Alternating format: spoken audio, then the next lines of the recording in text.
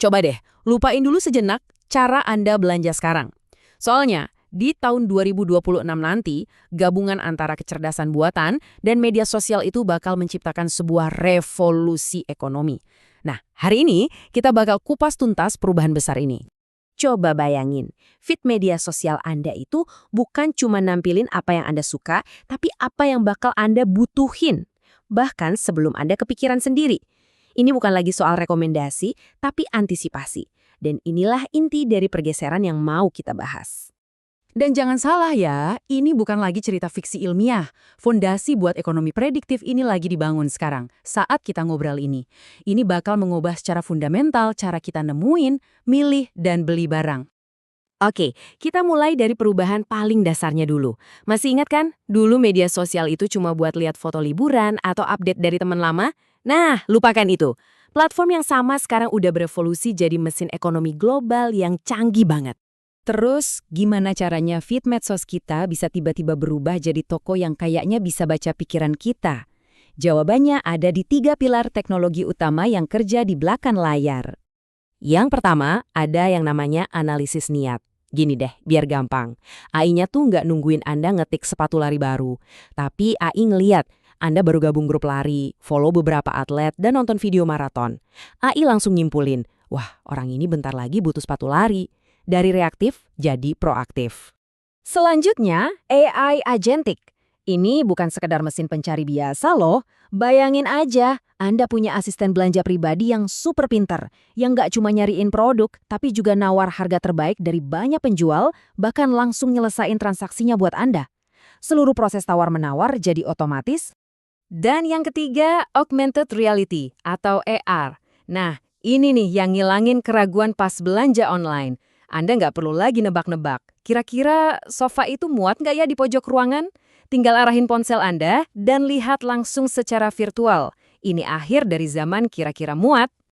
Sekarang kita lihat gimana ketiganya kerja bareng dalam satu alur yang mulus banget. Proses belanja yang tadinya bisa berhari-hari, sekarang bisa dipadatkan jadi beberapa menit aja. Mulai dari AI yang nebak kebutuhan Anda, agen AI yang berburu deal terbaik, AR yang ngevalidasi pilihan Anda secara visual, sampai pembelian yang selesai dalam hitungan detik di aplikasi yang itu-itu juga. Tentu aja, gampangnya belanja ini cuma puncak gunung esnya aja loh. Dampak sebenarnya dari pergeseran ini tuh menciptakan efek domino yang bakal ngebentuk ulang seluruh lanskap ekonomi digital. Ada 3 dampak besar yang perlu kita perhatiin. Pertama, demokratisasi. Kreator konten kecil sekarang bisa bersaing sama brand raksasa karena AI ngebantu mereka nemuin audiens yang pas. Kedua, efisiensi. Rantai pasok jadi lebih pinter, jadi nggak banyak yang terbuang. Dan ketiga, bangkitnya social commerce. Semua proses dari nemuin barang sampai bayar terjadi tanpa perlu keluar dari aplikasi media sosial.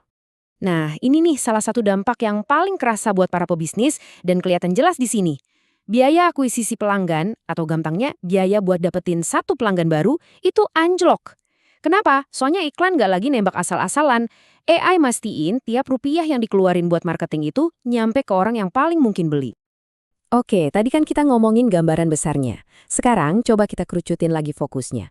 Apa artinya semua ini buat tulang punggung ekonomi kita? Usaha kecil dan menengah. Jawabannya singkat, ini adalah sebuah revolusi. Bahkan ada yang menyebutnya sebagai penyeimbang hebat. Dulu cuma perusahaan raksasa yang sanggup bayar analisis data canggih atau tim marketing global. Sekarang tools AI ini ngasih kekuatan super yang sama ke warung kopi dekat rumah atau desainer independen.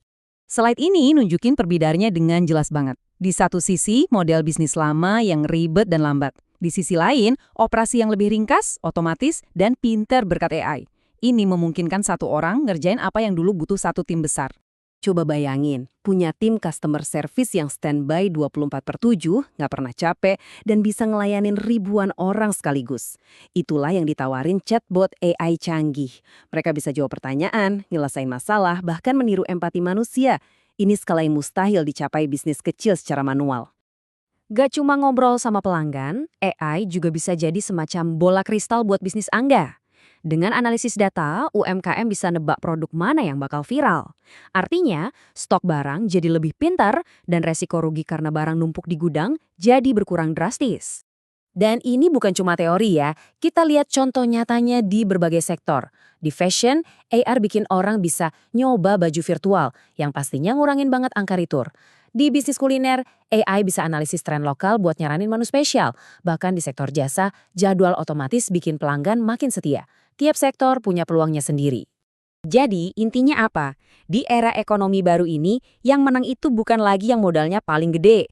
Tapi, yang menang adalah mereka yang paling lincah, yang paling cepat belajar dan beradaptasi sama semua alat baru ini. Jadi teknologinya udah di depan mata. Dampaknya bakal kerasa di mana-mana. Pertanyaannya bukan lagi apa ini bakal terjadi, tapi kapan kita semua bakal ngerasain ini. Dan yang lebih penting lagi, pertanyaan buat diri Anda sendiri adalah, saya udah siap belum buat manfaatin ini?